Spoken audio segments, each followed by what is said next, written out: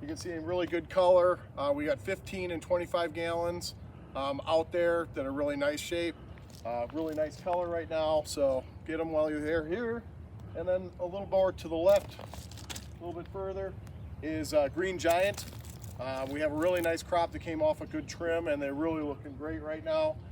We got good availability on those in a 25 gallon. So those are about 8 foot tall and really heavy bodied, so look really good.